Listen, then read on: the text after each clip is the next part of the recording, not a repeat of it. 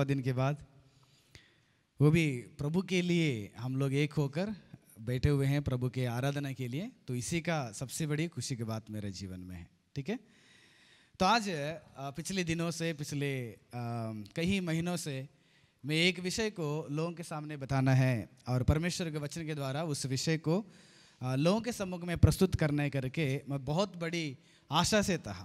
तो इसलिए आज परमेश्वर ने उस मौके मुझे दिए हैं, तो इसलिए उस मौके को मैं इस्तेमाल करते हुए आपके सम्मुख में परमेश्वर के कुछ ज़रूरत बातों को क्या करूँगा, मैं समझाने के लिए कोशिश करूँगा। और आप भी वचन के द्वारा क्या कीजिएगा, परमेश्वर के उस वचन को समझने के लिए कोशिश करना बहुत ही उचित है। ठीक है, तो वचन को सुनने से पहले हम सभी लोग एक छोटा सा प्रार्थना करेंगे। मैं एक प्रार्थना करूंगा, उसके बाद परमेश्वर के वचन को हम सुनने चले जाएंगे। प्यारे पिता परमेश्वर, मैं धन्यवाद करता हूं प्रभु इस पवित्र समय के लिए। इस उद्धार के दिन में हम सब लोग मिलकर प्रभु परमेश्वर तेरे जीवित वचनों को ध्यान करने के लिए आ चुके हैं। इसलिए इस वक्त में यहाँ पर जितने भी लोग इकट्ठे हैं प्रभु जी, इन सभी को आप तेरे वचन के द्वारा बात करें। तेरे वचन जो बताता है प्रभु जी, उसी वचन के अनुसार हमारे जीवनों को हम बनाने के लिए, दृढ़ता से खड़ा करने के लिए सहायता करना। सारी प्रार्थना यीशु मसीह के पवित्र नाम से विनती करता हूँ पिता परमेश्वर, आमीन आमीन। यीशु मसीह की, यीशु मसीह की, एक बार जोर से बोलेंगे यीशु मसीह की। हाँ, बहुत दिन के बाद पटना में आवाज़ सुना था मैंने, आज फिर से सुनने के लिए मुझे वो मौका मिला। ठीक है, आज मैं वो चीज़ को बताना चाहता हूँ आपके बीच में कि हर एक मनुष्यों को परिस्थितियों को देखकर परमेश्वर की प्रार्थना करना है और परिस्थितियों को देखकर परमेश्वर के सेवकाई में भागीदार होना है। यानी कि कभी कभी जीवन में ऐसे परिस्थिति आ जाता है, हम सोचते हैं कि आज परिस्थिति ऐसा नहीं है, यानी कि आज मौका नहीं कि मुझे प्रार्थना नहीं कर पाएंगे, इसलिए आज हम प्रार्थना छोड़ देंगे।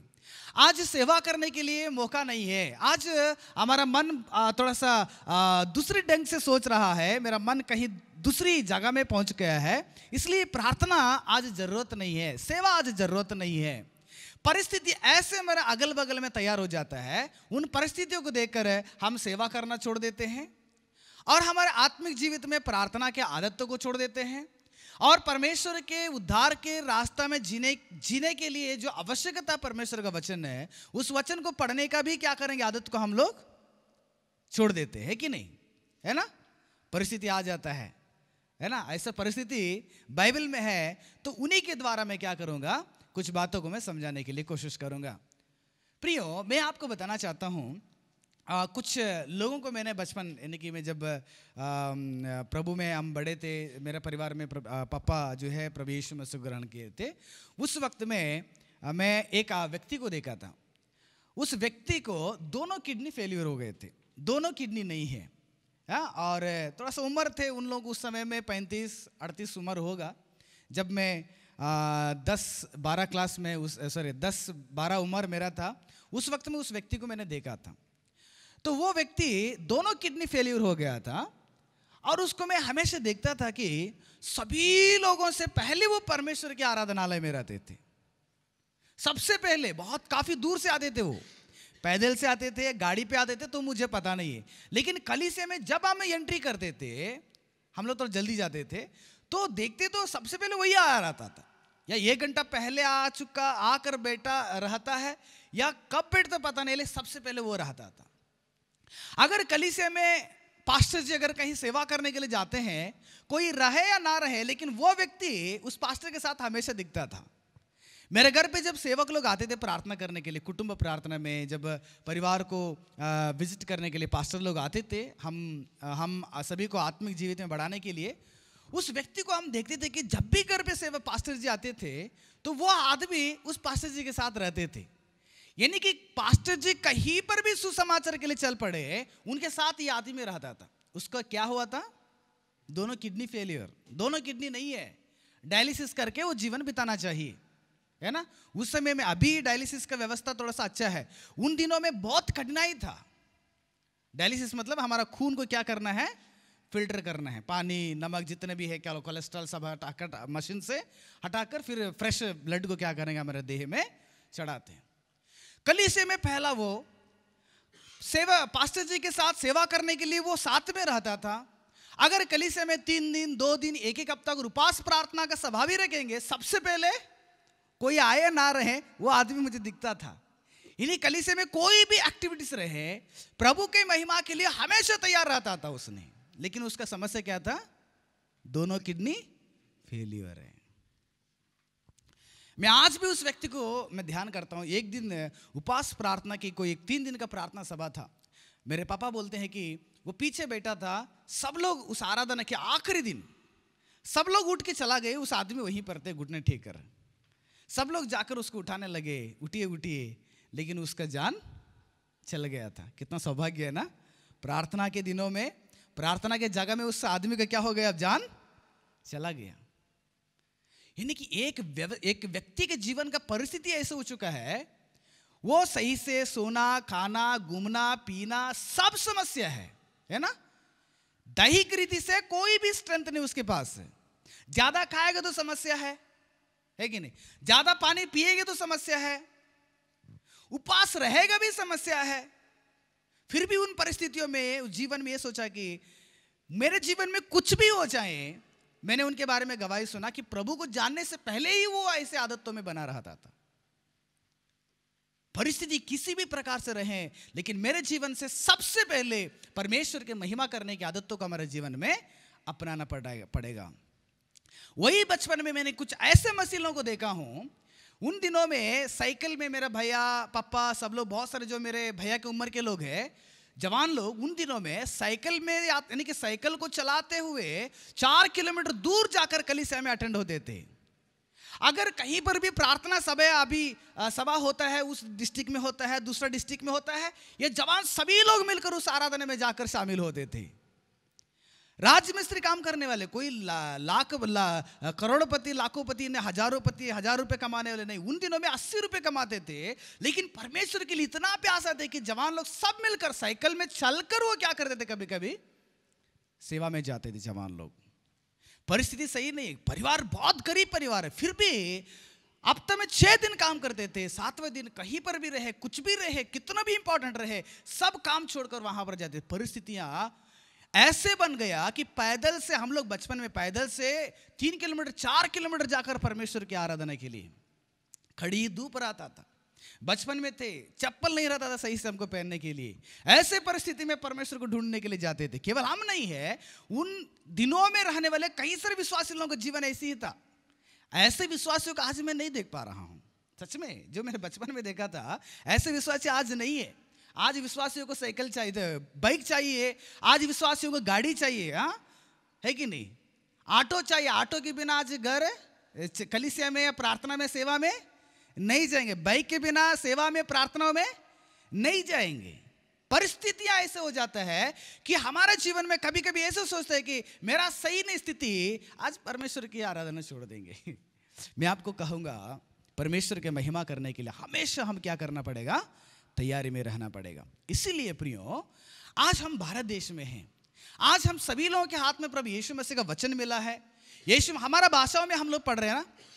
मेरी भाषा अलग है, मुझे उस भाषा में, कन्नड़ा भाषा में मुझे बाइबल मिलता है, तमिल भाषा में बाइबल मिलता है, हिंदी भाषा में बाइबल मिलता है। हर एक व्यक्ति को अपना अपना भाषा में आज बाइबल मिल रहा है।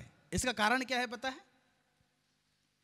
हम हमारे देश में बैठकर बाइबल पढ़ रहे हैं, आज सच्चा ज्ञान को प्राप्त कर चुके हैं, लेकिन इसका बहुत ही इंपॉर्टेंट जो थैंक्स होना चाहिए, जो हम लोग शुक्रिया अदा करना चाहिए, वो हमारे देश के आदमी नहीं थे। वो दूसरे यूके में रहने वाला एक व्यक्ति, दूसरे देश में रहने वाले व्यक्ति, इस देश में क्या बोलते हैं उसको, याक जहाज, छोटा जहाज रहता है, उसमें वहां पर यात्रा करके हमारा देश में आकर उन्होंने बाइबल को 40 भाषा में क्या करना पड़ा, यहां की भाषा सीख के 40 भाषा में वो बाइबल को ट्रांसलेशन किए।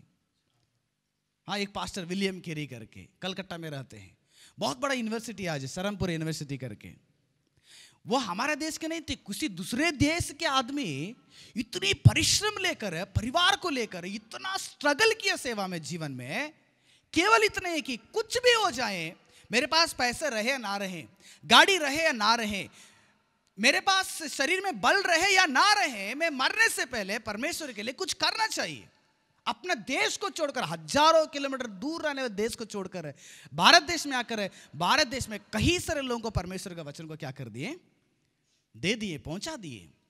आप सभी को पता है मदर तेरेसा, वो कोई इंडिया के नहीं थी, वो माँ भी कहाँ के थी, दूसरे देश के थे। वे भी यात्रा करके, बहुत सारे परिश्रम करके, परिवार को छोड़कर, इतनी मेहनत करके कलकत्ते में आकर इतनी सेवा की, गरीब लोगों के बीच में, अनाथ लोगों के बीच में, विधवा लोगों के बीच में, कितने बीमारियों के बीच में इतना सेवा किए। वो हमारे देश के नहीं थे, लेकिन बाहर देश के हैं। हमारे देश में भी है, बहुत अच्छा काम करने वाले हैं। हमारा देश का या हमारे लोगों का शिकायत नहीं कर रहा हूँ, मैंने ये कर रहा हूँ कि हमारे देश के लोग भी बहुत कुछ किए हैं, उनसे भी ज़्यादा किए होंगे। लेकिन मैं परमेश्वर के लिए करने वाले लोगों के बारे में बता रहा हूं। उन देश को छोड़कर यहां पर परमेश्वर के लिए आ चुके हैं, केवल परमेश्वर का नाम क्या हो जाए, महिमा हो चुके। इस भारत देश के अंदर कई सारे मिशनरी लोग अपने जान को कुर्बान कर दी। आप ओडिशा में जाएगा, वहां पर भी कितने लोग मसीह के सुसमाचार को प्रचार करने के लिए, परिस्थिति सही नहीं था, लोग साथ नहीं देते थे, परिवार के लोग साथ नहीं देते थे, रिश्तेदार लोग साथ नहीं देते थे, फिर भी उनके जीवन में परमेश्वर के लिए जीने का एक हिस्सा को क्या कर दे, बहुत ही बड़ा समझ कर वही मुद्दे पे अपने जीवन को बिताएं। इसलिए प्रियो, परिस्थितियों को ना देखें। परिस्थितियों को देखकर अगर परमेश्वर की प्रार्थना करेंगे, परिस्थितियों को देखकर अगर परमेश्वर की सेवा करेंगे, परिस्थितियों को देखकर परमेश्वर को महिमा करना चाहते हैं, तो जिंदगी भर आपको ऐसी परिस्थिति नहीं मिलेगा कि आप आराम से परमेश्वर की सेवा कर सकें, आराम से परमेश्वर के साथ प्रार्थना कर सकें, आराम से परमेश्वर का वचन को सुन सके। परिस्थिति ऐसे नहीं आएगा, इसलिए हम परिस्थितियों को तैयार करना पड़ता है। ऐसे कुछ बातों को मैं बाइबल से मैं बताना चाहता हूं। बहुत सारे लोग बोलते हैं कि परिवार में अगर संघर्ष रहेगा, परिवार में अगर प्रॉब्लम्स रहेगा, दोस्ती यार में प्रॉब्लम्स रहेगा, कलीसिया में प्रॉब्लम्स रहेगा, तो हम परमेश्वर की आराधना करने के लिए कहीं जाने की जरूरत नहीं है, या हम परमेश्वर की प्रार्थना में शामिल होने की जरूरत नहीं है। ऐसे लोग सोचते हैं, है ना, परिवार सही नहीं रहेगा तो प्रार्थना में जाके क्या फायदा है, ऐसे लोग सोचते हैं। परिवार में समस्या है या हमारे रिश्तेदारों के साथ हमारी समस्या है, तो हम सेवा क्यों करें, उससे परमेश्वर महिमा होगा। ऐसे प्रकार के सोच हमारा अंदर आता है। इसलिए मैं बता रहा हूं, कोई प्रकार के परिस्थिति आपके जीवन में आ जाए, लेकिन आपको एक सोच के जीना पड़ेगा कि मेरे जीवन में, मेरा जीवन किसके लिए, परमेश्वर के लिए। पढ़ेंगे कुछ वचन को, कुछ वचन के द्वारा हम कुछ बातों को समझेंगे, ठीक है ना। मार्कुस रचित सुसमाचार 6वां अध्याय का 3 पद को पढ़ेंगे हम लोग। मैं 6वां अध्याय खोलिएगा, वहां से मैं शुरू से कुछ बातों को मैं बताऊंगा, ठीक है ना। मार्कुस रचित सुसमाचार अध्याय 6 उसका पहला वचन से मैं पढ़ूंगा, देखिएगा। वहां से निकलकर वह अपने देश में आया। कहां पर आया, अपने देश, अपने गांव, अपने शहर पर आ गया। कौन, प्रभु यीशु मसीह। हाँ, अपने देश पे आया और उसके चेले भी उसके पीछे गए। यीशु मसीह के पीछे अपने चेले भी चला गए। सब्बत के दिन वहां आराधनालय में उपदेश करने लगा। यीशु मसीह ने क्या करने लगा, हाँ, यरूशलेम के मंदिर के पास या मंदिर के अंदर जाकर वो परमेश्वर की बातों को उपदेश करने लगा, प्रीचिंग करने लगा, टीचिंग करने लगा। कहां पर है, मंदिर में, यरूशलेम के आराधनालय में, ठीक है ना। हाँ, नेक्स्ट, उपदेश करने लगा और बहुत से लोग सुनकर चकित हुए और कहने लगे, इसको ये बातें कहां से आ गई, है ना, या कौन सा ज्ञान है जो उसको दिया गया है, कैसे सामर्थ्य से काम उसके हाथों से प्रकट होता है, क्या यह वही बड़ाई नहीं। लोगों ने यीशु मसीह के बारे में किस प्रकार की बात बता रहे हैं। यीशु मसीह ने अच्छा सेवा करते हैं, चंगाई चमत्कार कर रहे हैं, अच्छा प्रचार करते हैं, ज्ञान की बातें बताते हैं, चकित हो गए हैं, अचंभित हो गए हैं, लेकिन आपस में क्या कर रहे हैं पता है, उस आराधनालयों में रहने वाले लोग, वे कौन है, आराधनालय में कौन रहते थे, फरीसी लोग, शास्त्री लोग, लेवी लोग, वही रहते थे जो यहोवा को अपने जीवन में अपना कर हर सब्त के दिन उस आराधनालय में जाकर आराधना करने वाले, यानी कि उन दिनों के इज़राइल के लोग हैं, वो परमेश्वर के बारे में जानने वाले हैं। फरीसी लोग, शास्त्री लोग परमेश्वर के वो धर्मशास्त्र को बहुत बेहतरीन रीति से जानते थे, पढ़ते थे, सिखाते थे। वे लोग यीशु मसीह को देख के क्या कर रहे पता है, ये वो बड़ी नहीं है जो हमारे गांव में बड़ी काम करता है। उसके पिताजी के साथ बड़ी की जितने भी मशीनें हैं उसको लेकर बड़ी काम करने वाला, दरवाजा बनाने वाला है, कुर्सी बनाने वाला है, टेबल बनाने वाला है ना, जितने जितने जो तो बढ़ई करता है वही आदमी है ना ये। फिर नेक्स्ट क्या कर रहे हैं,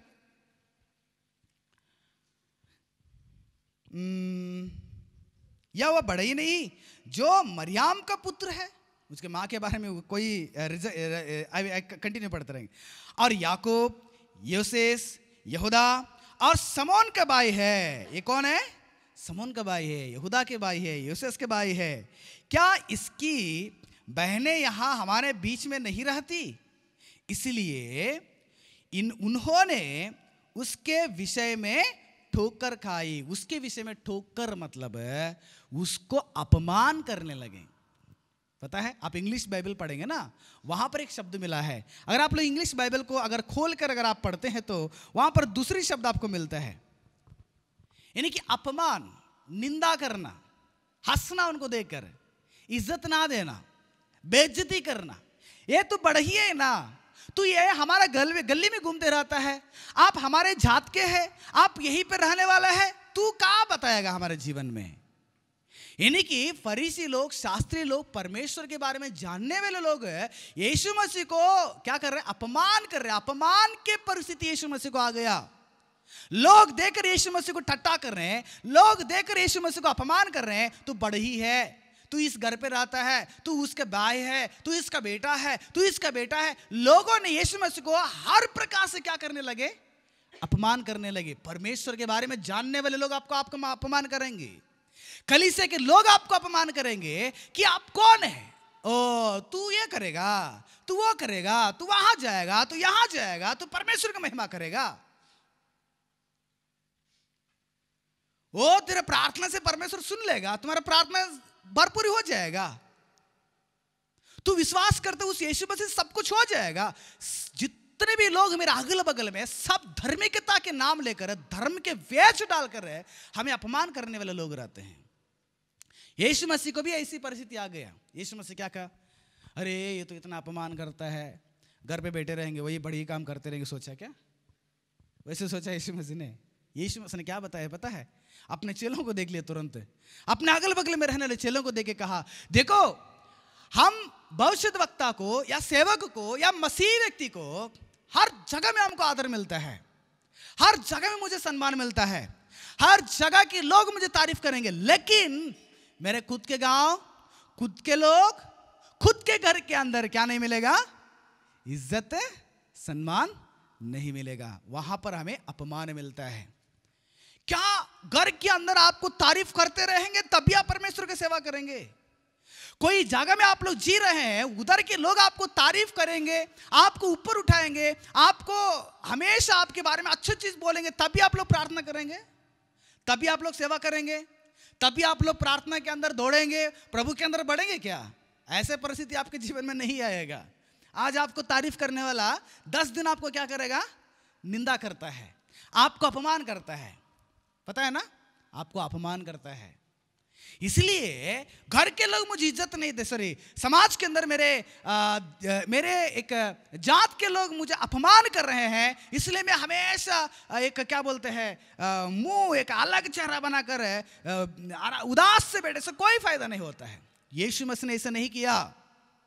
उन्हीं फरीसी लोग, उन्हीं शास्त्री लोगों के बीच में यीशु मसीह ने और भी कई सारे चंगाई वहां पर करते हैं। लोग विश्वास करें या विश्वास ना करें, यीशु मसीह ने क्या कर दिया?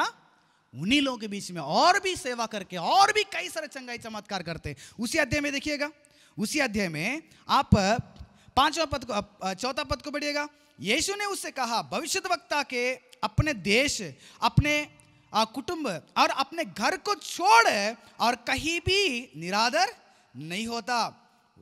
वह वहां कोई सामर्थ का काम ना कर सका, केवल थोड़े से बीमारों पर हाथ रख कर क्या कर दे? उन्हें चंगा। ज्यादा तो नहीं कर पाया, लेकिन क्या किया यीशु मसीह ने? छोड़ दिया क्या? छोड़ के बैठ गया? नहीं छोड़ा। फिर भी कुछ भी हो जाए, जितना मेरा इच्छा है, जितना मेरा सामर्थ्य है, मैं काम करूंगा, मैं सेवा करूंगा परमेश्वर के महिमा के लिए। अपने जीवन में कभी भी यीशु मसीह ने अपमान करने वाले लोगों के सामने हाथ बांध कर नहीं बैठा। अपमान आएगा तो आप यीशु मसीह की तरह क्या करना, जीवन बिताएं। कोई भी कुछ भी कहे तुम्हारे बारे में, कुछ भी सोचे तुम्हारे विषय में, कुछ भी अपमान करे, मुंह पर बोले पीछे बोले, लेकिन उनके बात को तुम ध्यान में रख कर यीशु मसीह को देखना है कि यीशु मसीह के कलीसिया है, आराधनालय में अपमान किए, फिर भी यीशु मसीह ने वहां पर क्या कर दिया, काम किया। तुम्हारे काम को चलाइए, तुम्हारे परिवार को चलाइए, सेवा कीजिए, प्रार्थना कीजिए, हर परमेश्वर के महिमा करने के काम में क्या करना, आप लोग तैयार हो जाइए। अपमान कर रहे करके आप उदास बैठ के तुम्हारे जीवन को बर्बाद ना करें। यह हो गया कलीसिया के अंदर का समस्या। और दूसरी समस्या कहां पर है पता है? यीशु मसीह को कुछ और परिस्थितियां सामना करना पड़ा यीशु मसीह ने। पढ़े मेरे साथ, यूहन्ना रचित सुसमाचार 19वां अध्याय 26 से लेकर 27वां पद तक देखिएगा। वहां पर एक और परिस्थिति आ जाता है यीशु मसीह के लिए। यूहन्ना रचित सुसमाचार 19वां अध्याय 26 से लेकर 27 से। यीशु ने अपनी माता और उसके चेलों को जिससे वह प्रेम रखता था पास खड़े देकर अपनी माता से कहा, ये नारी देख, यह तेरा बेटा पुत्र है। तब उस चेले से कहा, यह तेरी माता है। और उसी समय से वह चेला उसे अपने घर लेके गया। समझ में आ रहा है? वहां पर पढ़ते हैं, यीशु मसीह को जब सूली भी चढ़ाया गया था, यीशु मसीह खून बह रहा है, कांटों को मुकुट पहना है, कील मारा है, अभी थोड़ी देर में यीशु मसीह मरने वाले हैं। उस वक्त में यीशु मसीह क्या कर रहे पता है? आपको जब तकलीफ आता है, जब मुश्किल आ जाता है, कठिनाई आ जाता है, तो आपको जल्दी से किसका याद आता है? हा? परिवार के लोगों को याद आता है ना, है कि नहीं? बाहर के तो मुझे साथ नहीं दे पाएगा, लेकिन कम से कम कौन साथ करेंगे, साथ देंगे मुझे? परिवार के लोग देखेंगे। लेकिन यीशु मसीह के साथ ऐसे नहीं था। परिवार में सबसे बड़ी संघर्ष यहां पर, संघर्ष के कारण यीशु मसीह को सूली पे चढ़ा गया है, लेकिन यीशु मसीह के भाई यीशु मसीह को देखने के लिए नहीं आया। यीशु मसीह के पिताजी यूसुफ ने यीशु मसीह को देखने के लिए नहीं आया। तो ऐसे परिस्थिति तैयार हो गया, यीशु मसीह को देखने के लिए आए हुए मरियम को भी शायद उनके भाई लोग हो, यीशु मसीह का पिताजी हो, डांट के भेजा होगा कि अगर यीशु मसीह की मृत्यु पर तुम जाएगी, सूली पे चढ़ाने के लिए जा रहे हैं ना, अगर यीशु मसीह के पास तुम जाएगी तो फिर से मेरे दरवाजे का पैर तुम छूना नहीं, तू मेरे घर के अंदर आने के लिए लायक नहीं, जो मैं कहूंगा वही तुम करना है करके ऐसे जबरदस्ती किए होंगे। कौन?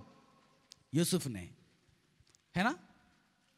यीशु मसीह यूहन्ना को देख रहे गए, यूहन्ना मेरा माँ थी इतना दिन, वहां जा अकेली है, उसको कोई साथ नहीं दे रहे हैं, उनके खुद के पति साथ नहीं दे रहे हैं, खुद के बेटे लोग साथ नहीं दे रहे हैं। इतना दिन मैंने साथ दिया, अब से यूहन्ना ये मेरे माँ किसको हाथ में देता हूं? तेरे हाथ में देता हूं, तू उसको संभालो। यूहन्ना ने यीशु मसीह के माँ को कहां पर लेके गया? अपने घर लेके गया। यूसुफ जिंदा है, यीशु मसीह के भाई लोग जिंदे हैं, जिंदा होने के बावजूद भी मरियम को यूहन्ना ने अपने घर क्यों लेके गया? क्योंकि जब यीशु मसीह सूली पे चढ़ने से पहले जब घर पे था, उस वक्त में परिस्थिति में, परिवार में बहुत बड़ी संघर्ष था। यही संघर्ष है कि यीशु मसीह सच्चाई पर जीने के समय में परिवार के सब लोग यीशु मसीह को दुश्मन हो चुके हैं। सच्चाई में चल रहा है यीशु। सच्चाई मनुष्य के जीवन में थोड़ा कठिनाई को लाता है, दर्द को लाता है। ऐसे जीवन में आप, ऐसे परिस्थिति में थोड़ा सा आपको बहुत सारा संघर्ष को करके जीना पड़ेगा। कुछ भी हो जाए, कितने भी संघर्ष रहे, कितने भी कमी रहे, कितने भी परिवार के लोग आपको साथ नहीं दें, लेकिन उस परिस्थिति में भी आपको परमेश्वर का इच्छाओं को पूरा करने के लिए नहीं पीछे हटना चाहिए। यीशु मसीह के भाई लोग यीशु मसीह से किस प्रकार से बात किए पता है? बाइबल कहता है, पढ़िए मेरे साथ, यूहन्ना रचित सुसमाचार का 7वां अध्याय 5वां वचन को देखिएगा।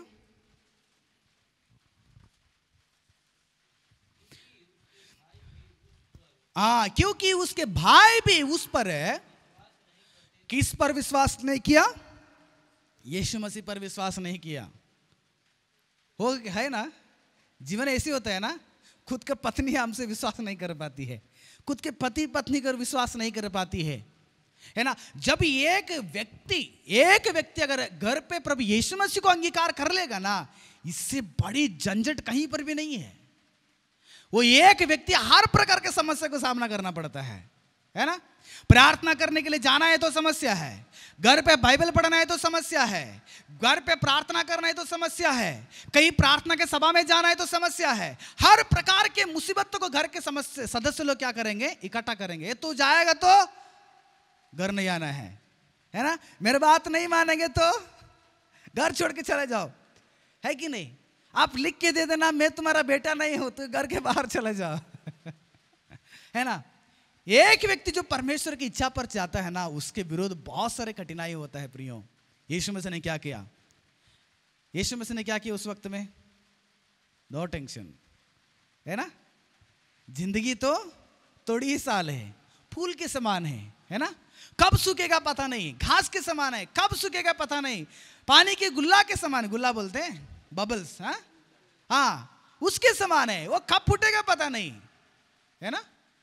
पवन आते ही सब चीज हमारा अगल बगल में रहने वाली वस्तुएं क्या हो जाएगा, हिलते रहेगा। वैसे मेरे जीवन भी हिलेगा, लेकिन मैं इसलिए पैदा हो गया कि मेरी पिता की इच्छा को क्या करना है, पूरा करना है। मैंने किस लिए पैदा हो गया, मैंने मेरी इच्छा को ही पूरा करने के लिए पैदा हो गया, है ना। जीवन में हम लोग हमारी इच्छा को पूरा करने में लगे रहते हैं, गलत कर रहे हैं हम लोग। यीशु मसीह के घर पे बहुत बड़ी संघर्ष, बहुत बड़ी स्ट्रगल कर रहे हैं, है ना। यीशु मसीह के भाई लोग विश्वास नहीं कर रहे, यीशु मसीह के पिता उनसे अच्छे से बात नहीं कर पा रहे। ऐसे परिस्थितियों में भी यीशु मसीह ने क्या कर दिया, सेवा किया। यीशु मसीह ने सेवा की। एक और वचन पढ़ेंगे हम लोग, मार्कुस रचित सुसमाचार 31वां अध्याय 35वां पद में। मार्कुस रचित सुसमाचार 3रा अध्याय 31वां पद में, वहां पर भी एक घटना है, देखिएगा। और उसकी माता और उसके भाई आए और बाहर खड़े होकर उसे बुलवा भेजे। ये घटना कितने लोगों को पता है, कितने लोग पता है ये घटना। हाँ, यीशु मसीह बैठ के खाना खा रहे थे, है ना। क्या कर रहे हैं, हाँ यीशु मसीह घर पे बैठे हैं, घर के अंदर बहुत बड़ा भीड़ इकट्ठा हो गया है। यीशु मसीह स्वर्ग की बातें, पिता की बातें, स्वर्ग की उस उद्धार की बातों को प्रचार कर रहे हैं।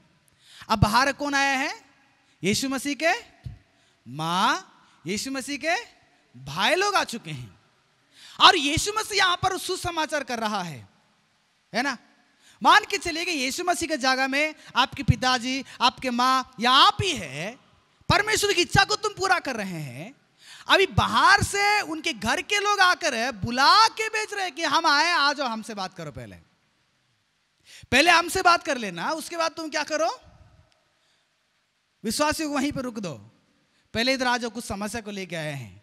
क्या समस्या है, बिजली बिल नहीं भरा है, पानी के बिल नहीं भरा है ना, है नहीं, घर पे आटा नहीं है तो आटा खरीद के देखिए। यीशु मसीह बड़ा बेटा था, कोई समस्या को लेके आए होंगे ना, है कि नहीं। परमेश्वर की इच्छा को रुकावट कर रहे हैं आके वो लोग, कौन, यीशु मसीह के माँ और यीशु मसीह के भाई लोग, बहन लोग।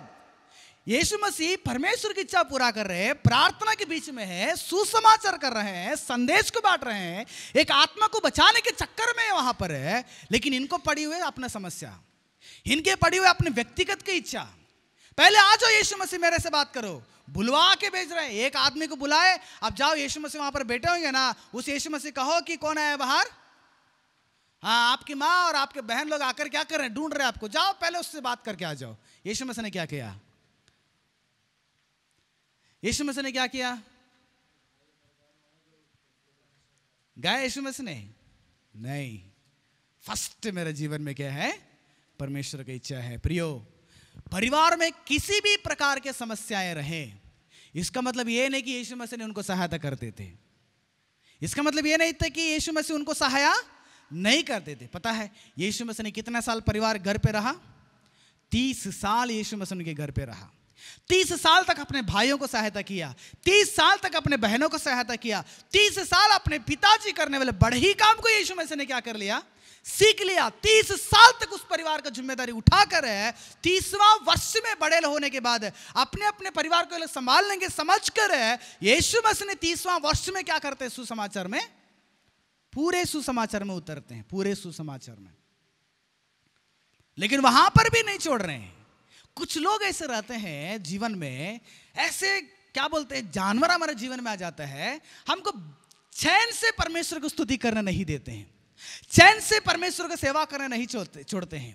चैन से परमेश्वर के लोगों के संगति में बैठकर हम परमेश्वर की महिमा करना चाहते हैं, लेकिन कुछ ऐसे पड़े रहते हैं हमारे जीवन में कि हमारा दिमाग पूरा उन्हीं के अंदर भटके रहता है। पता है, बहुत बड़ी टेंशन जीवन में कि परमेश्वर के साथ प्रार्थना नहीं कर सक रहा हूं, परमेश्वर की सेवा करने के लिए किसी के साथ जा नहीं पा रहा हूं, परमेश्वर के काम के लिए कहीं जाना है तो इतनी बड़ी समस्या हमारे जीवन में है। पत्नी का समस्या है, बेटा का समस्या है, बेटी का समस्या है, पिताजी का समस्या है, रिश्तेदारों का समस्या, कितनी समस्या को लेकर जिएंगे हम लोग। प्रिय, जिंदगी भर समस्या रहेगा, जिंदगी भर आपको समस्या रहेगा, जिंदगी भर ऐसे परिस्थिति आएगा तुम्हें। इसलिए मैं कहता हूं, परिस्थिति को ना देके तुम्हारे जीवन में सबसे पहले परमेश्वर के अवकाश दे दो। सबसे पहले परमेश्वर को ढूंढो तुम लोग, क्योंकि मरने के बाद मेरे माँ मुझे उद्धार देने वाले नहीं है, मेरे बाप मुझे अनंत जीवन पहुंचाने वाले नहीं है, मेरे भाई मेरे बहन वो लोग मुझे अनंत जीवन में पहुंचाएंगे नहीं। मुझे अनंत जीवन पहुंचाने वाले, मुझे स्वर्ग में पहुंचाने वाले, नरक में बचाने वाले कौन है? नरक से मुझे प्रभु यीशु मसीह है, परमेश्वर है। नरक से बचाने वाले, अनंत जीवन देने वाले उस परमेश्वर के लिए कितना आप अपने परिवार में महत्व दे रहे बताओ। समाज के लोग परिवार में रहने वाले सभी लोगों से ज्यादा महत्व किसको दिया आज हम लोग?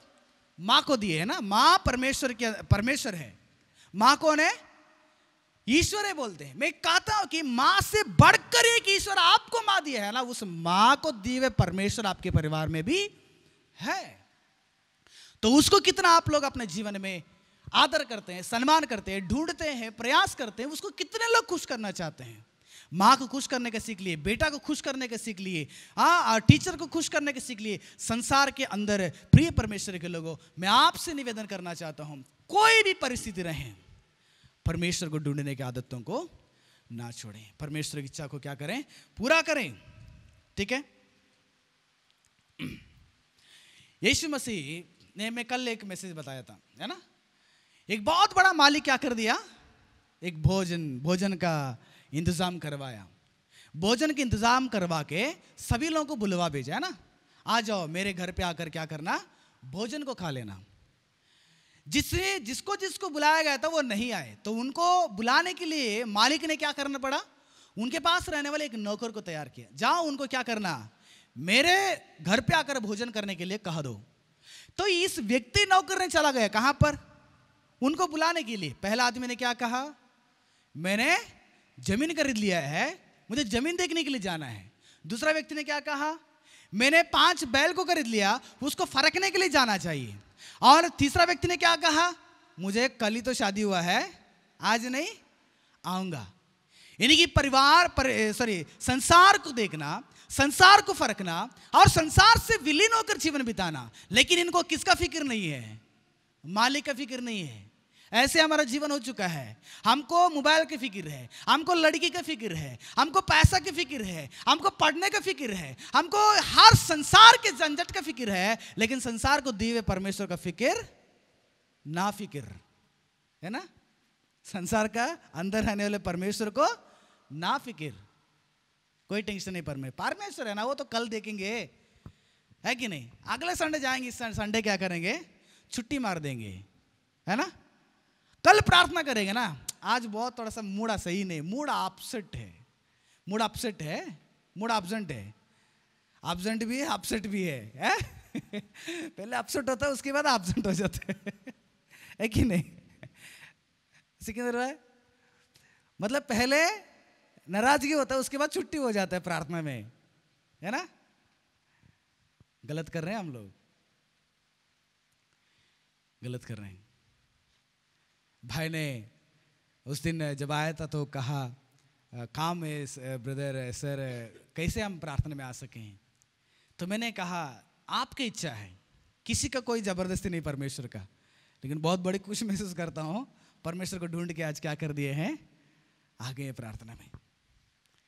यही परमेश्वर चाहते हैं। आज आप परिस्थिति को देखेंगे नहीं हो पाएगा, है ना। मरने के समय तक परिस्थितियां ऐसे ही रहेगा मेरे साथ। परिस्थितियों की देखें तो मरने के समय तक परमेश्वर को ढूंढ नहीं पाएंगे, मरने के समय तक आप लोग परमेश्वर का महिमा नहीं कर पाएंगे, परमेश्वर की इच्छा पूरा नहीं कर पाएंगे, परमेश्वर के लिए पवित्र जीवन नहीं हो पाएगा। ऐसे रहेगा तो क्यों जीवन इस संसार में हमारा, है ना? जीवन दिए परमेश्वर को जीवन भर क्या करें? धन्यवाद करें, उसकी सेवा करें, उसकी आराधना करें, उसकी उपासना करें। परिस्थिति परिवार में सही नहीं था, परिस्थिति कलीसिया में सही नहीं था, परिस्थिति परिवार में भी परमेश्वर परिस्थिति सही ना था यीशु मसीह को, लेकिन फिर भी यीशु मसीह ने क्या कर दिया? सेवा किया, सूली पे जान दिया, सारे जगत को क्या कर दिया? उद्धार दिया। हम रहता तो रोते बैठ जाते थे, है ना? अयो मैं मर जाऊंगा तो क्या समस्या, मैं मर जाऊंगा तो मेरे माँ को कौन संभालेगा, अभी मैं अगर काम नहीं रहेगा तो मेरा परिस्थिति, मेरा प्रॉब्लम्स कैसे हो जाएगा, है ना? सोचेंगे कि नहीं? अगर मैं पढ़ाई नहीं करूंगा तो कल फ्यूचर में क्या हो जाएगा? आज मैं काम नहीं जाऊंगा तो मेरे परिवार को कौन चलाएगा? कि इतने दिन संसार में तुम्हारे परिवार को अपना कमाई बचा लिया, हा? तुम्हारा पढ़ाई बचा लिया, तुम्हारा सर्टिफिकेट बचा लिया, तुम्हारा नौकरी बचा लिया। परमेश्वर ने बचाया है। परमेश्वर पर भरोसा कीजिएगा, परमेश्वर पर निर्भर रहिएगा, वह आपको हरी हरी चराई में चराता है ना? वो चराएगा। परिवार में परिस्थिति सही नहीं था, क्योंकि एक ही आदमी यीशु मसीह संघर्ष करते थे। ये नाम के लिए थे, इजराइल के लिए। यूसुफ हो गया, यीशु मसीह के भाई, नाम के लिए थे लोग, अंदर कोई नहीं है, पूरा खाली बर्तन थे। परमेश्वर की इच्छा ना जानते थे। यीशु मसीह परिवार में यीशु मसीह इच्छा पूरा कर रहे हैं तो साथ देना चाहिए ना। मेरी माँ अगर परिवार में परमेश्वर की इच्छा पूरा कर रही है तो उसको साथ देना चाहिए। बाप अगर परमेश्वर की इच्छा को पूरा कर रहे हैं तो बाप को साथ देना चाहिए। बहन भाई, मेरे कोई भी घर के व्यक्ति अगर परमेश्वर की इच्छा पूरा कर रहा है, वो सही रास्ता में है, तो उसको साथ देना बिना हम उनको डिस्टर्बेंस कर बैठना बहुत बड़ा गलत है। लेकिन मैं एक बात बताना चाहता हूं, जिस भाई ने यीशु मसीह को विश्वास नहीं किए, यीशु मसीह मर के जी उठ के स्वर्ग में जाने के बाद यीशु मसीह पर उनको क्या हो गया? यकीन आ गया। मौका था, बदलिए। यूदा, अब प्रकाशित वाक्य का जो पहला, उससे पहला जो किताब लिखा है यूदा, वो यीशु मसीह के भाई थे। बेहतरीन किताब लिखते हैं, अपने जान को कुर्बान कर ले सेवा में वो लोग। यीशु मसीह के बारे में जब सच्चाई बताने के समझने के बाद, पहले यीशु मसीह बोलते थे, विश्वास नहीं कर पाए, करके दिखाने के बाद वो भाई लोग क्या कर लिए? विश्वास कर लिए। इसलिए प्रियो, तुम्हारे जीवन में भी ऐसे गलती ना करें। जो व्यक्ति परमेश्वर के महिमा के लिए चलता है, लेकिन आप उसको रुकावट ना करें। परिवार के अंदर समस्या सही, परिस्थिति सही नहीं था, यीशु मसीह ने परिवार के समस्याओं के बीच में भी क्या कर दिया? सुसमाचार करने के लिए, प्रार्थना करने के लिए, परमेश्वर की इच्छा पूरा करने के लिए, परमेश्वर के लिए मरने के लिए उसने क्या कर दिया? तैयार हो गया। अपने पिता को खुश करने के लिए हमेशा तैयार था। तीसरा चीज देखिएगा, पढ़िए मेरे साथ, मार्कुस रचित सुसमाचार 3 अध्याय उसका 20वां पद। ये तो बहुत ही अजीब का बात है। तब यीशु मसीह ने सारा सुसमाचार प्रचार करके कई सारे लोगों का बीमारियों को छुटकारा देकर, जब यीशु मसीह ने अपने घर आ गया, यीशु मसीह को घर पे आने के बावजूद भी फुर्सत नहीं है। ऐसे बहुत बड़ी भीड़ इकट्ठा हो गई यीशु मसीह के सामने। यीशु मसीह को रोटी खाने का पसंद था कि बहुत भूख लगा है, दिन भर सेवा किए हैं, सुबह से सेवा किए हैं, प्रचार कर करके थक गए हैं, कुछ रोटी खाए, लेकिन फुर्सत नहीं यीशु मसीह को रोटी खाने के लिए, फुर्सत नहीं। हम रहते तो ये क्या लगा आप लोग खाने के लिए फुर्सत नहीं, आप लोग बार बार आकर मुझे मेरे बीच में पड़े रहते हैं, है ना? है कि नहीं? बहुत भूख लगा रहता है ना? कोई भैया के पास कोई बच्चा आ जाता है, भैया वो बोल के दीजिए, भैया ये दे दीजिए, पूरा टेंशन से गरम से क्या करेंगे हम लोग? डायलॉग फेंकते रहेंगे, है ना? जान का लेंगे, है कि नहीं? होता है ऐसे घर पे। पति पूरा काम करके आ जाता है, पत्नी जाती है, जी देखिए ना ऐसे समस्या हो रहा है, अरे मेरा दिमाग खराब मत करना, भूख लगा, पहले खाना दे दो। अगर पत्नी बोल देगी ना, खाना नहीं बनाया जी अभी तक है, खत्म हो गया पहाड़ नहीं, है ना? बेचारा पत्नी मार खा के क्या करना पड़ेगा? डांट खा के रहना पड़ता है। यीशु मसीह को भी ऐसी परिस्थिति आ गया। यीशु मसीह के खाने के लिए चाहते हैं लेकिन नहीं हो पाए, क्योंकि वहां पर भी भीड़ इकट्ठा हो गई। जहां पर यीशु मसीह वहां पर भीड़ है। वही यीशु मसीह का जीवन था। संसार में खाने के लिए भी यीशु मसीह को फुर्सत नहीं था, उतना सेवा में, प्रार्थना में, परमेश्वर की इच्छा पूरा करने में विलीन था। इकट्ठा हो गया। इकट्ठा होने के बाद क्या हो गया, पढ़ेंगे कि नीचे, जब उसके कुटुंबियों ने यह सुना कि अगल बगल में चाचा चाची मौसा मौसी रहते हैं ना, भतीजा भतीजा बहनजी भांजी जितने भी लोग रहेंगे ना, वे सभी कुटुंबी लोग आ गए। कहां पर है, यीशु मसीह के पास, है ना। पति पत्नी भाई बहन जितने भी लोग कुटुंबी लोग, मतलब क्या होता है वही ना, मेरे खून की रिश्ता है ना, मेरे खून की, मेरे दादा के खून की रिश्ता है, मेरे पिताजी के खून की रिश्ता है। सब लोग आ गए, कुटुंबी लोग आकर क्या करने लगे, हाँ देखिएगा, वह उसे पकड़ने के लिए निकले, वह उसको पकड़ने के लिए निकले। हाँ, वे कहते थे कि उसका चित्त ठिकाने में नहीं। चित्त मतलब यीशु मसीह पागल हो चुके हैं, है ना, बोलते हैं ना, वह ऐसे घटना, तुझे क्या हो गया है, यीशु मसीह का पागल हो गया है, यीशु मसीह का पागलपन आपको है ना। इसलिए वो गाना बहुत अच्छा लगता है मुझे। क्या है वो, मेरे दिल में यीशु आ गया, मेरे दिल में यीशु आ गया, मैं हो गया दीवाना, यीशु का दीवाना, यीशु से मुझे प्यार हो गया। यहाँ पर लड़की के लिए पागल होते हैं, लड़का के लिए पागल होते हैं, है ना, पैसे के लिए पागल हो जाते हैं, है ना, नाम कमाने के लिए पागल हो जाते हैं। लेकिन यहाँ पर एक पागल है, कौन है वो, यीशु मसीह का दीवाना। बहुत बड़ी लगा हुआ यीशु मसीह से हमको रिश्ता, मेरा रिश्ता यीशु मसीह के साथ है। यीशु मसीह को पाने के लिए कुछ भी करने के लिए तैयार हो, लज्जित होने के लिए तैयार हो। मुझे अगर समाज में मारेंगे पीटेंगे बाहर भी डालेंगे, उसके लिए भी हम क्या करेंगे, तैयार होके जिएंगे। यीशु मसीह के परिवार के रिश्तेदार कुटुंबी लोग आकर यीशु मसीह के बारे में ऐसे बात करने लगे, ये पागल हो गए रे, इसको पकड़ो, इसको कहां पे डालेंगे, कहां पे, पागल अस्पताल में नहीं, मेंटल हॉस्पिटल में डालेंगे। ये पकड़ने के लिए यही चाहते थे कि पकड़ के यीशु मसीह कहां पर रखे हैं, बांध के रखे हैं। क्योंकि यीशु मसीह के पीछे कौन आए हैं, पागल के लोग आ रहे हैं, है ना, पागल के झुंड यीशु मसीह के पास आए हैं। लेकिन उनको यह पता नहीं है, पागल के लोग आकर है यीशु मसीह के पास चंगा पाकर है, पागल के आदमी सही होता है विदाउट ट्रीटमेंट, विदाउट मेडिसिन। यीशु मसीह क्या करते हैं, उन्हें सही कर देते हैं। अगर तू संसार में कोई भी नशा का पागल है, या अगर आपके कोई भी संसार के कोई लालच में अभिलाषाओं के पागल होकर जीवन बिता रहे हैं, तुम्हें उस पागलपन से छुटकारा देने के लिए यीशु मसीह आज भी क्या है, तैयार हैं। उसी समय से ही यीशु मसीह के पीछे पागल के लोग आते थे, तो लोग समझे कि यीशु मसीह क्या हो गया है, पागल है। पागल जाकर किसी दूसरा पागल को क्या कर दिया है, घर पे लेके आया है ना, यही बात हो रहा था वहां पर। ठीक है, वो तो बोल दिए, चुपचाप हो गया। थोड़ी देर के बाद कुछ और लोग उसको यीशु मसीह के विषय में क्या बोल रहे, देखिएगा। हाँ, शास्त्री भी, जो शास्त्री धर्मशास्त्र के बारे में पढ़ते थे, वो शास्त्री भी आकर क्या करने लगे, हाँ, जो यरूशलेम में है आए थे, ये कहते थे कि उसमें क्या है, यीशु मसीह में क्या है इज्जत नहीं मिल रही यीशु मसीह को, देखो, है ना भैया, इज्जत नहीं मिल रहा है ना। हम सोचेंगे घर पे मुझे इज्जत नहीं है, समाज में मुझे इज्जत नहीं है। समाज के लोग बोलते हैं कि मुझे तू पागल है, तो कलीसिया में जाके क्या करेगा, पागल के जैसा हाथ उठाएगा, प्रार्थना करेगा, यीशु मसीह कहेगा, यीशु मसीह कहेगा, तो बहुत बड़ा पागल हो गए। अरे समाज के लोग ऐसे बोलते हैं तो क्या करना है, बहुत अच्छे के समाज के लोगों की बात को सुन के क्या करे, कोना में बैठ जाए, है ना, ऐसे होगा ना। समाज के अंदर अगर इज्जत नहीं रहेगा, हम लोग यही सोचते हैं कि चलो इज्जत नहीं है तो हम क्या करें, हमारा सोच विचार में क्या करें, कली से छोड़ के, सेवा छोड़ के, प्रार्थना छोड़ के घर पे क्या करें, बैठ जाएंगे।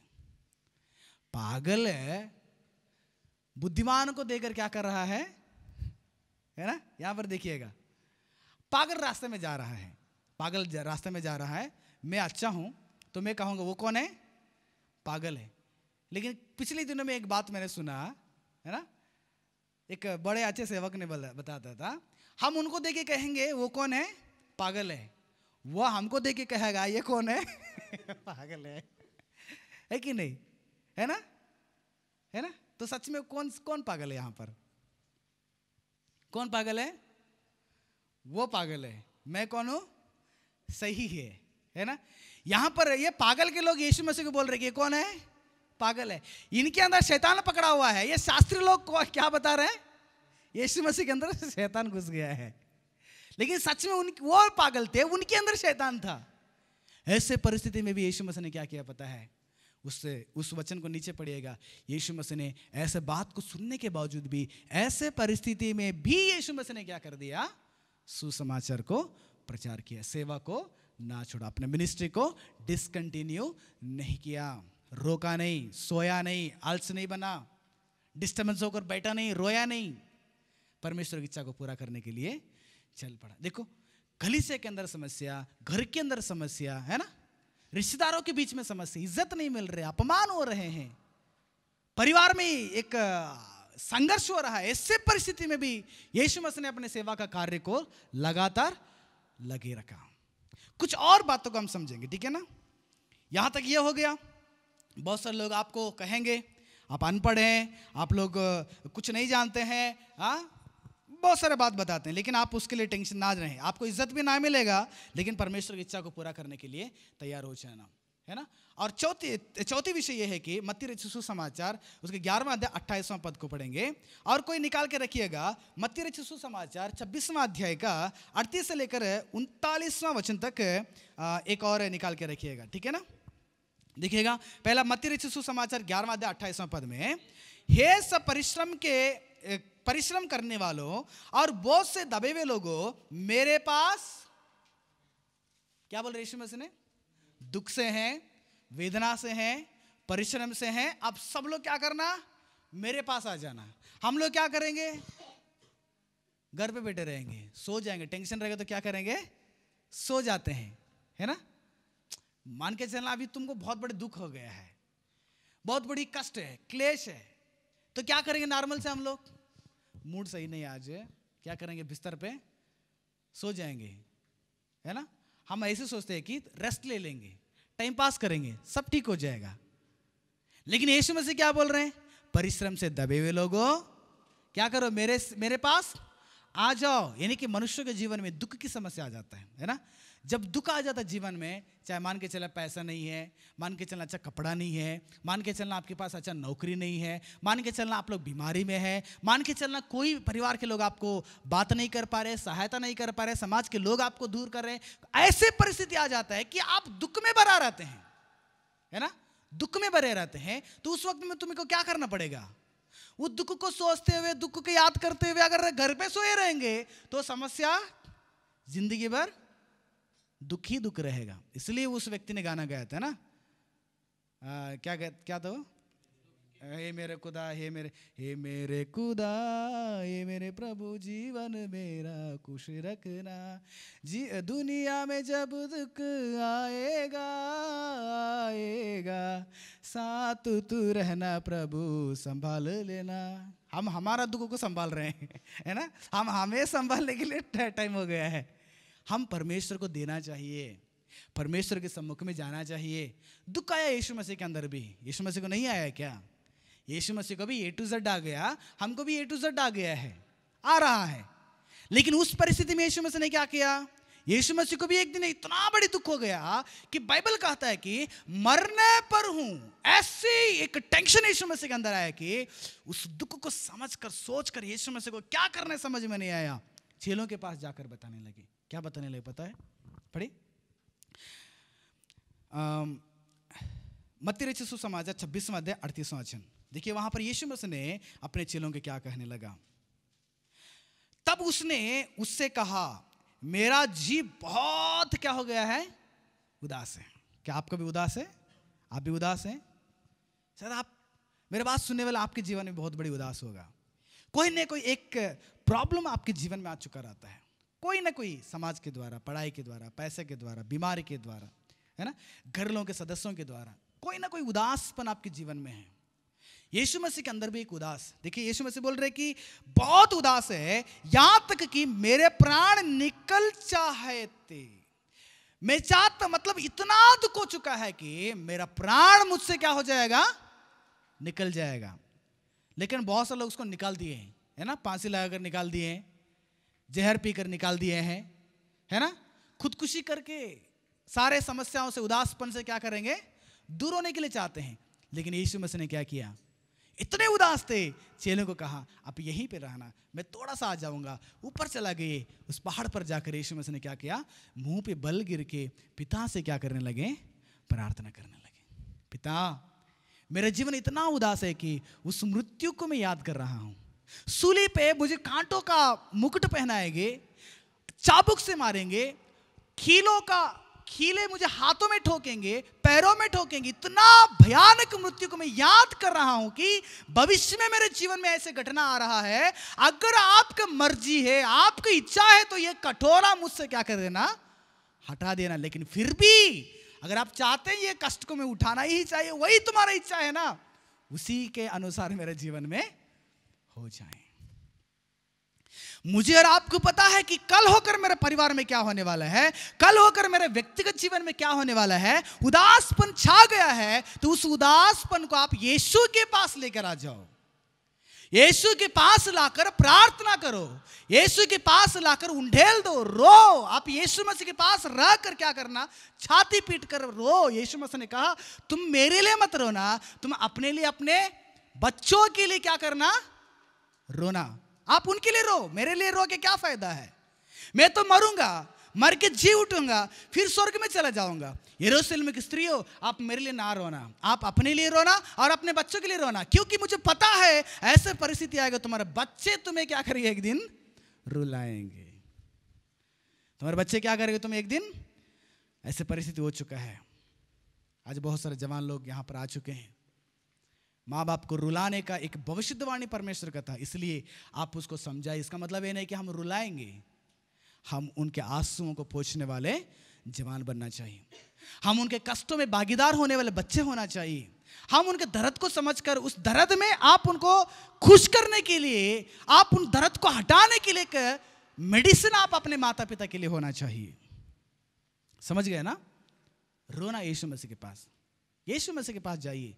जैसे यीशु मसीह ने पिता के पास चला गया, यीशु मसीह ने कहा के चला गया कि आप मेरे पास आ जाओ, आप मेरे पास आ जाओ। अगर आप यीशु मसीह के पास आना चाहते हैं तो परिस्थिति उदास के समय में भी, तुम्हारे जीवन में उदासपन छा जाता है, फिर भी ये परमेश्वर के उपासना करना, परमेश्वर के साथ प्रार्थना करना, परमेश्वर के सम्मुख में आना, उसके सेवकाई करना, परमेश्वर की इच्छा में भागीदार होने के काम को कभी भी रोकिए नहीं कि मुझे उदास हो गया करके। आज मन नहीं सर, आज हम नहीं आएंगे, आज मन नहीं सर, हम प्रार्थना नहीं करेंगे, हम मन नहीं ब्रदर, आज हम बाइबल नहीं पढ़ेंगे, मन नहीं ब्रदर, कलीसिया में नहीं आएंगे, मन नहीं ब्रदर, हम प्रार्थना के सभा में शामिल नहीं हो पाएंगे। अगर ऐसे कहेंगे, मैं कहूँगा जिंदगी भर आप क्या होना है, उदास रहेगा ही, है ना। दिन में एक बार तो तुम उदास हो जाएंगे ना, खाने के विषय में लेकर उदास होंगे, भविष्य के बातों को लेकर उदास होंगे, पढ़ाई के बातों को लेकर उदास होंगे। उदास तो रहेगा ही जीवन में। उदास हो करके परमेश्वर को छोड़ देंगे तो उदासपन और भी क्या होगा, मेरे जीवन में बढ़ते रहेगा। ये यीशु मसीह के जीवन में भी आया। देखिएगा यीशु मसीह के जीवन में क्या आया, आदर नहीं कर पाए, सम्मान नहीं कर पाए, है ना। कलीसिया में समस्या था, परिस्थिति सही नहीं था, और रिश्तेदारों के बीच में परिस्थिति सही नहीं था, कुटुंब में यानी कि परिवार में सही नहीं था, और चौथा व्यक्तिगत जीवन में उदासपन है, प्रॉब्लम्स है। प्रॉब्लम्स नहीं, परमेश्वर की इच्छा ही पूरा हो रहा है, लेकिन कभी कभी हमारा नजर में वो प्रॉब्लम्स होता है। इसलिए यीशु मसीह ने जाकर पिता से प्रार्थना करें। अपने दर्द को यीशु मसीह ने क्या कर दिया, अंदर रहने वाले उस बोझ को किसके पास उंडेल दिया, पिता के पास उंडेलने के बाद यीशु मसीह को आराम हो गया। इसलिए यीशु मसीह ने आराम से चला जाकर अपने सूली पे अपने जान को यीशु मसीह कुर्बान किया। देखिए वो बोझ जो है पिता को सौंप दिया, बाहर निकाल दिया। यीशु मसीह ने इसलिए किया कि वो मेरे और आपके जीवन में क्या हो जाए, आदत बने। यीशु मसीह ने हर चीज को सिखा के चला गया ना हमारे लिए। उदासपन में क्या करना वो भी यीशु मसीह ने क्या कर दिया, यहां पर सिखाए हैं, है ना। उदासपन का परिस्थिति में भी यीशु ने पिता की इच्छा को पूरा किया। और दो चीज को ध्यान करके हम लोग खत्म करेंगे, ठीक है ना। लूका रचित सुसमाचार दूसरा अध्याय 42वां वचन को पढ़ेंगे। लूका रचित सुसमाचार उसका दूसरा अध्याय 42वां पद को पढ़ेंगे। हाँ, जब यीशु ने 12 वर्ष का हुआ, कितना वर्ष? 12 वर्ष का यीशु मसीह था। पढ़ेंगे अभी हम लोग 46 को पढ़ेंगे। हाँ 46 46वां पद है। और 3 दिन के बाद उन्होंने उसे मंदिर में उपदेशकों के बीच में बैठे और उनकी सुनते और उनसे प्रश्न करते हुआ पाया। यरूशलेम में एक त्योहार होता था हमेशा, साल में एक बार, फसह पर्व करके। वो इस्राएलियों को जो परमेश्वर ने छुड़ाया था ना मिस्र देश से, उन दिनों को याद करने के लिए था वो। उसके लिए यरूशलेम में मंदिर जहां पर है ना, वहीं पर जाकर आराधना करना है इजराइल के लोग। तो सबसे बड़ी एक त्योहार होता है वहां पर, मेला। वहां पर जाकर बकरी मेमना को काटना पड़ेगा अपने पापों के लिए, प्रायश्चित के लिए। तो वहां पर यीशु मसीह के परिवार के लोग भी गए थे और सारे त्योहार खत्म होने के बाद, बलि चढ़ाने के बाद सब कुछ हो गया और सभी लोग अपने अपने गांव में पहुंच गए। लेकिन यीशु मसीह कहां पर ठहर गए? यरूशलेम में ठहर गए। कंफ्यूजन, बहुत डरा गया अपने माता पिता को। अरे यीशु मसीह कहां पर है? घर पे नहीं है, रिश्तेदारों के पास नहीं, कहां पर चला होगा? ढूंढे ढूंढे ढूंढे ढूंढे ढूंढे फिर से यीशु मसीह को देखने के लिए कहां पर आ गए उनके माता पिता? 3 दिन के बाद यरूशलेम के मंदिर के पास आ गए। मंदिर के पास बैठकर यीशु मसीह ने 3 दिन से क्या कर रहे हैं? फरीसी, शास्त्री, ज्ञानी, ग्रीक सबके बीच में बैठ गया है, उनके बातों को सुन रहा है। सुनकर उनसे क्या कर रहा है? प्रश्न कर रहा है, सवाल कर रहा है। उद्धार क्या होता है? परमेश्वर क्या होते हैं? हाँ, सच्चा मार्ग क्या होता है? पाप क्या होता है? पाप से छुटकारा कैसे मिलेगा? झूठ क्या होता है? धोखा क्या होता है? अंधविश्वास क्या होता है? सारे चीज को सवाल के साथ साथ यीशु मसीह क्या कर रहे हैं? जवाब दे रहे हैं। कि बड़े बड़े विद्वांसों को यीशु मसीह ने 12 वर्ष में क्या कर रहे हैं? प्रचार कर रहे हैं। 12 वर्ष में वहां पे विद्वांसों ने सोचने लगे, फरीसी ने सोचने लगे, शास्त्री लोग सोचने लगे, अरे बाप रे, 12 वर्ष का लड़का है, इसने क्या कर रहा है? इतनी बड़ी ज्ञान की बातें बता रहा है। कितना साल का? 12 वर्ष में। 12 वर्ष में ही यीशु ने क्या कर दिया? पिता के सुसमाचार कंधे पे उठाकर जीवन है। मैं छोटा हूं, अभी तो छोटा हूं, अभी पढ़ने की उम्र है, फिर बड़ा होने के बाद तो सेवा करना है करके बैठ गए क्या?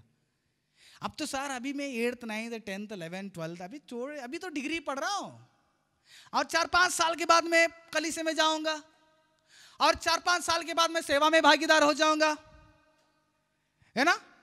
हम लोग ऐसे सोचेंगे ना। अभी हम छोटे हैं, अभी उतना नहीं है मेरे पास बताने के लिए, सीखना है मुझे।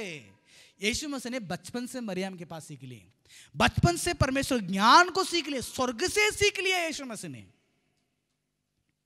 बचपन में ही परमेश्वर का इच्छा को पूरा करने के लिए तैयार हो गई। ये ना सोचना कि मैं कल करूंगा, अगले दिन करूंगा, अगले हफ्ते करूंगा, अगले साल करूंगा, अगले बार देखूंगा करके आप लोग ऐसे अगले बार के मौके पे मत रहना। अभी इसी वक्त क्या करना? तुम लोग परमेश्वर की इच्छा को पूरा करने के लिए तैयार हो जाओ। चाहे वो सेवा है, चाहे वो प्रार्थना है, चाहे पवित्र जीवन है, या प्रार्थना के सभा है, या कोई भी अगर सेवकों के साथ भागीदार होना है, या परमेश्वर के लिए कुछ देना है, या कुछ करना है, कुछ भी करना चाहते हो, जो कुछ भी करो वह किसके महिमा के लिए करो? परमेश्वर के महिमा के लिए। अभी करो, अभी, कल नहीं, परसों नहीं, अगले साल नहीं, अभी मन बदलिएगा।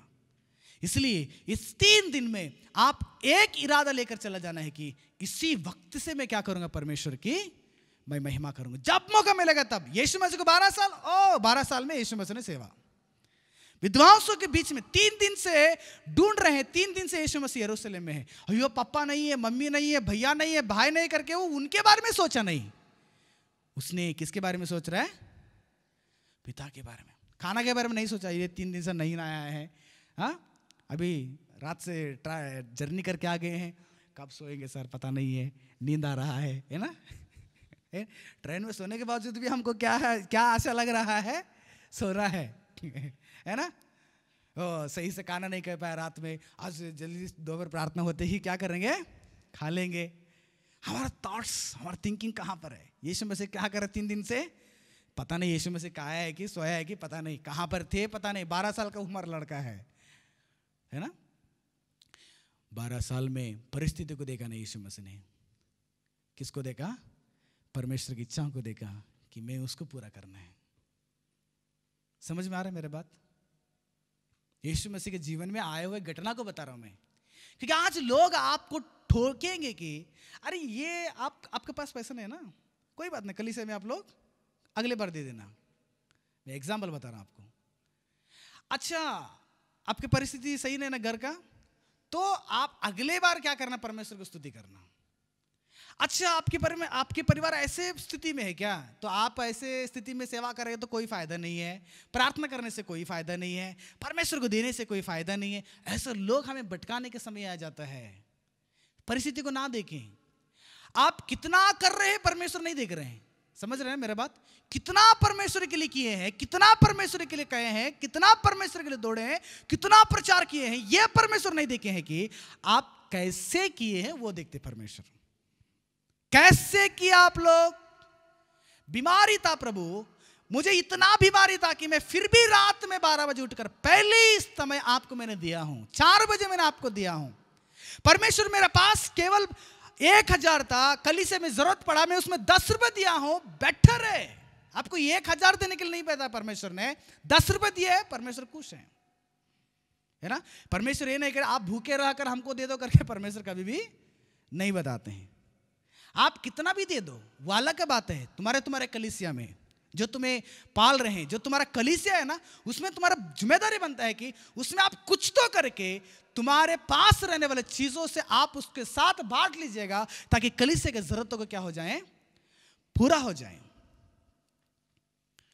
है ना। पढ़ाई के बीच में आप परमेश्वर की सेवा करो। ये नहीं कि हम पास्टर के साथ 24 घंटा रहेंगे, सेवा होता है, ये मत कहना। आफ्टर ऑल एटलीस्ट आपको संडे समय मिलता है, किसी भी हालत में संडे छुट्टी करके स्कूल छुट्टी कर दीजिए, पढ़ाई छुट्टी कर दीजिएगा, काम छुट्टी कर दीजिए, कोई भी इंपॉर्टेंट रहे, दोस्त, शादी, फंक्शन, पार्टी, पब, सब छुट्टी कर दो। गर्लफ्रेंड बॉयफ्रेंड को भी छुट्टी कर दो, वो हमेशा के लिए छुट्टी करो जब तक आपका शादी माता पिता नहीं करेंगे या जिम्मेदारी के लोग आपको नहीं करेंगे, नहीं तो जीवन बर्बाद हो जाएगा। ये सबको बाहर रखकर आप उस दिन परमेश्वर के सम्मुख में जाकर अपने समय को बिताएं, ताकि तुम्हारे जीवन दिए हुए परमेश्वर आपके लिए क्या कर रहे हैं, इंतजार में हैं। मुझे पैदा किए मेरे बाप, अगर 1 साल अगर 3 महीना 1 महीना अगर मेरे बाप से बात नहीं करूंगा, तो उधर से यही बात आता है कि मेरा बेटा मेरे से बात करना छोड़ दिया है, पता नहीं नाराज हो गया होगा, गुस्सा हो गया होगा, क्यों बात नहीं कर रहे हैं। हजारों थॉट्स मेरे बाप के अंदर चलता है, मेरे माँ के अंदर चलता है। तो तुम्हें तैयार किए परमेश्वर के अंदर कितनी प्रकार के बात आपके विषय में तैयार होगा, बताओ। क्यों नहीं दे रहे हैं, क्यों नहीं आ रहे हैं? कुछ तो गड़बड़ है, बड़ी गड़बड़ है, कुछ तो नहीं है, बहुत बड़ी गड़बड़ है। मेरा बेटा कलीसिया में नहीं आया तो इसका मतलब है कि संसार के झंझट में फंसा है, पैसा के झंझट में फंसा है, संसार के कोई एक व्यभिचार के झंझट में फंसा है, कोई मूवी के झंझट में फंसा है ना, आलसीपन का झंझट में फंसा। कितने लोगों को देखा हूं, घर पे रहते हैं, प्रार्थना में नहीं आते हैं। क्यों? आलसीपन, सोए रहते हैं। संडे तो एक दिन है, 12 बजे 1 बजे तक क्या करेंगे, सो जाएंगे, है ना। अजी आज संडे है जी, आज क्या करें, ज्यादा देर सो जाएंगे, है कि नहीं। दोपहर भी सोने वाले लोग हैं। संडे है, छुट्टी, काम छुट्टी, प्रार्थना छुट्टी, यीशु मसीह छुट्टी, बाइबल छुट्टी, सब छुट्टी, छुट्टी, लिट्टी, बेड पे जाकर हाँ पूरा क्या तो कराटा बोलते उसको, हाँ कराटा। इसलिए तुम्हारा जीवन को देखिएगा, बचपन में यीशु मसीह ने क्या कर दिया, परमेश्वर की स्तुति महिमा किया। आखिरी में एक विषय को ध्यान करें, ये यीशु मसीह के नहीं है, यीशु मसीह के चेलों का है, क्योंकि यीशु मसीह का तो इतना देर देखे हैं, तो यीशु मसीह के अनुयायी, यीशु मसीह के चेले लोग थे ना, उनके जीवन में भी एक परिस्थिति आ गया, इससे भी भयानक परिस्थिति आ गया। कैसे परिस्थिति पता है? फिलिप्पी करके एक शहर था, उस शहर में यीशु मसीह के चेले लोग सुसमाचार के लिए गए थे। जब गए थे तो वहां पर कुछ ऐसे प्रॉब्लम्स क्रिएट हो जाता है, तो उसके कारण वहां के मुखिया लोग, सैनिक लोग, पुलिस लोग, दरोगा लोग, सब ने उन दोनों को क्या करते हैं, ऐसे पीटते, इतना पीटते हैं, हम पीटेंगे तो अगले बार उनको चेहरा नहीं दिखाएंगे है ना, पीटेंगे तो वो हमको रोया मारा है, वो जल्दी से नाश हो जाए, उसको गाड़ी ठोक दें, है ना, हमको जो दर्द देता है उनके बारे में ऐसे प्रार्थना करेंगे हम लोग। मैं तो नहीं करूँगा है ना, मैं विश्वास करता आप भी नहीं करेंगे।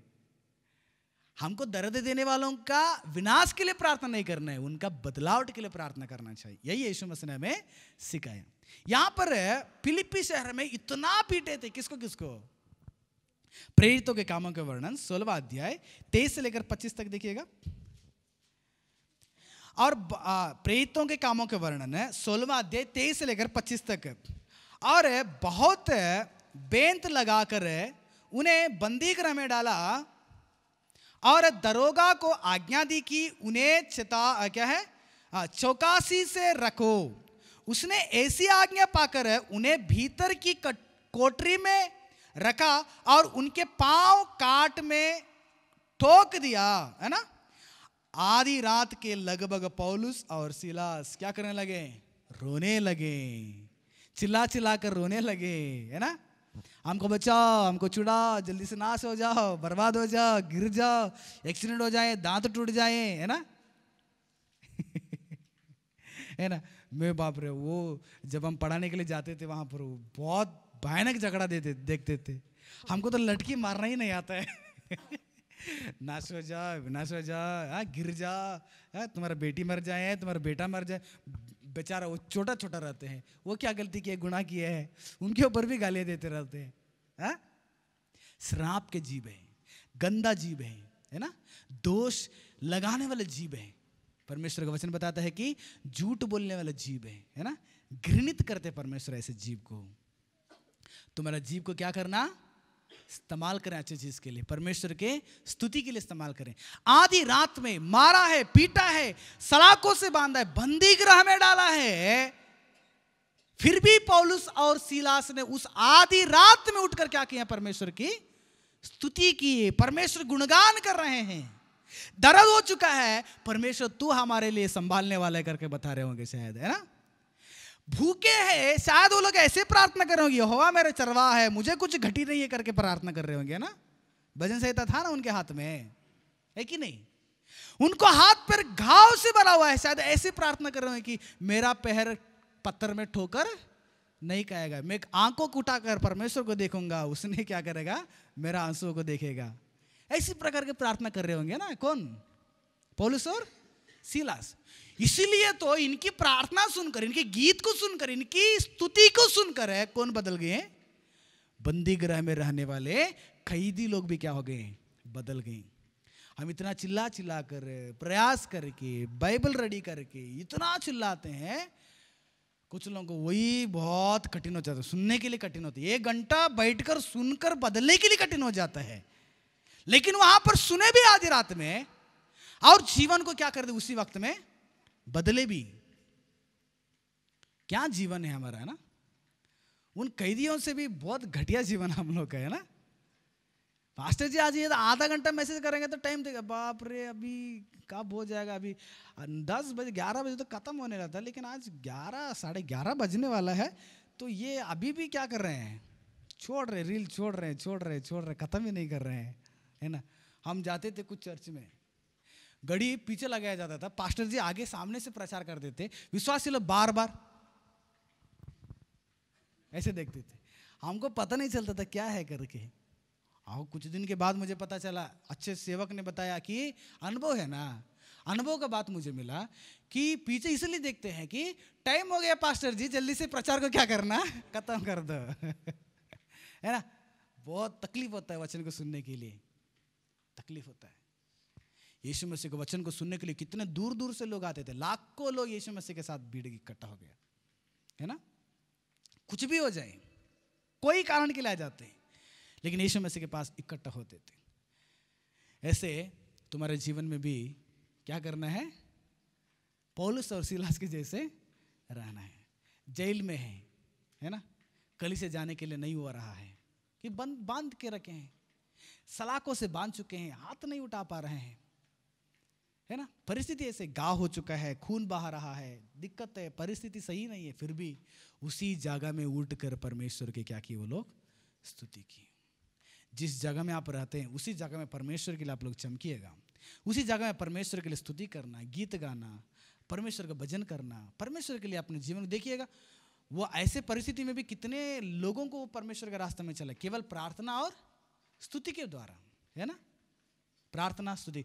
तुमको अगर सुसमाचार नहीं कर पाते हैं, दूर दूर तक जाकर नहीं आप शामिल नहीं हो पाते, परमेश्वर के वचन को सीखने के लिए नहीं जा पा रहे, आप आपके घर पे बैठकर लोगों के लिए क्या करना, विनती करना, लोगों के साथ अच्छे बातों से बात करना, लोगों को अच्छे बातों को प्रचार करना, 4 बातों को प्रचार करें ताकि वो लोग एक दिन क्या हो जाएंगे, बदल जाएंगे। इसलिए प्रिय परमेश्वर के लोगों में इस बात को इसलिए बताया कि परिस्थितियों को देखकर अगर जीवन में बैठ जाएंगे तो कभी भी आप परमेश्वर के लिए यूज नहीं हो पाएंगे, कभी भी नहीं हो पाएगा। जीवन में मरने के दम तक आप उदास से रहेंगे, मरने के समय तक आपको प्रॉब्लम्स रहेगा। प्रॉब्लम्स मरने के मिट्टी मुझे गाड़ेंगे ना, जब जमीन में गाड़ देंगे ना, तभी भी मेरे लाश के लिए समस्या रहता है। पता है आपको, पता है आपको? जीवन में तो समस्या रहेगा, मरने के बाद भी समस्या रहेगा हमको। हाँ रहेगा। तभी तो मरने के बाद लाश को जलाना है कि गाड़ना है, लाश को अगरबत्ती लगाना है कि नहीं लगाना है ना? हम तो आराम से लेटे रहेंगे, ऊपर से देखते रहेंगे शायद मेरे लाश के साथ ये लोग क्या करेंगे करके, लेकिन यहाँ पर लड़ाई झगड़ा होते रहेगा। पता है, लाश मारा हो रहता है, बेटा पी कर पूरा ठईट करके आ जाएगा, एक दिन वो नहीं देखता है, लेकिन उस दिन आकर अयो पिता मुझे छोड़ के चला गया, उठो मुझे देखो। जब बाप ने जिंदा था एक बार भी नहीं आया, पापा आपको मैं मीट लाया हूँ, पापा मैं आपको चिकन लाया हूँ, पापा मैं आपको होटल से खाना लाया हूँ। जब जिंदा था एक निवाला भी देने के लिए तैयार नहीं था। जब मां मर गई, जब बाप मर गया, तब रो कर छाती पीट कर रो रहे, क्या फायदा है? जिंदा रहेंगे तो उसी वक्त में माता पिता का सेवा करना। कोई भी हो सकते हैं, कितने भी कठिनाई हो सकते हैं। मैं मेरे देश के लोगों को बहुत शुक्र करता हूं कि लोगों ने मां को उस जगह में तो रखे हैं ना। आज कौन सी जगह में? भगवान की जगह में, है ना। मां क्या होती है? देवता के रूप में मानते हैं। मैं आपको कहता हूं केवल मानने के नहीं है, उस मां को, उस बाप को क्या करना, तुम लोग आदर सम्मान करें, उसको इज्जत दें। वो आपको जान दिए, आपको भविष्य दिए, आपको खून बांटा, आपका पसीना बांटकर आपको जीवन दिए हैं, उन लोगों के लिए आप लोग क्या कर रहे हैं? इसलिए मरने के बाद भी आपको समस्या रहेगा, मरने के बाद भी पैसा नहीं रहेगा गाड़ने के लिए। कई सारे लोगों को मैं देखा हूँ, कुछ ऐसे सेवक लोग हैं, उनके कलीसिया में उनके कलीसिया के विश्वासियों को कोई मर जाते हैं, उनके पास पैसे नहीं रहेगा, बोल के मरेंगे क्या कोई? हाँ आपके पास पैसा है ना मिट्टी करने के लिए? कितना है? 20,000। ठीक है मैं मर जाऊंगा, मुझे गाड़ देना करके टपक से मर जाएंगे क्या? है अनजान में लोग क्या हो जाएंगे? मर जाएंगे। उस वक्त में पैसा नहीं रहेगा। कितने लोगों को मैंने देखा हूं आखिरी क्षण में अपने पिताजी के लाश को गाड़ने के लिए, जलाने के लिए भी पैसा नहीं रहे, खर्च करके करते हैं। मरने के बाद भी परिस्थिति सही नहीं रहेगा। इसलिए तुम्हें क्या करना, ऐसे घटना मैंने देखा था लेकिन उसको टाइम होगा करके मैंने छोड़ दिया। मरने के बाद भी समस्या है आपको। अब एक बार मार्था मरियम को देख लें, लाजर मर गया है ना, 3 दिन हो गए, गाड़ दिए थे। 3 दिन के बाद कौन आया वहां पर? यीशु मसीह। यीशु मसीह आने के बाद किसको पता चला? मरियम को पता चला। क्या कर दी? दौड़ के चला गई। कहां पर? यीशु मसीह के पास। रोने का घर है, लाश गाड़ के आ गए थे। ऐसे परिवार भी यीशु मसीह के, मतलब यीशु मसीह बोलते ही हृदय में बहुत बड़ी एक खुश होने वाले, उसकी महिमा करने वाले, उसके पास दौड़ने वाले, उसके लिए जीने वाले लोग इस संसार में कितने लोग हैं। इसलिए प्रियो, परिस्थितियों को देखकर परमेश्वर को स्तुति करने के बारे में हो, प्रार्थना करने के बारे में हो, आराधना करने के बारे में हो, सेवा करने के बारे में हो, या देने के बारे में हो, या लोगों को खड़ा करने के बारे में हो, या कलीसिया में आप हिस्सादार बनने के बारे में हो, कोई भी परिस्थिति आपके पीछे इकट्ठा हो जाएं, उसको बगल में रखें। पहले आप किसको मौका दें? परमेश्वर को मौका दें। आपसे परमेश्वर की महिमा होना है हर रोज, हर क्षण, हर बार, हर रग रग में आपके द्वारा परमेश्वर की महिमा होना चाहिए। प्रभु यीशु मसीह इस वचन के द्वारा आपको आशीष करें। आंखें बंद करें, हम प्रार्थना करेंगे।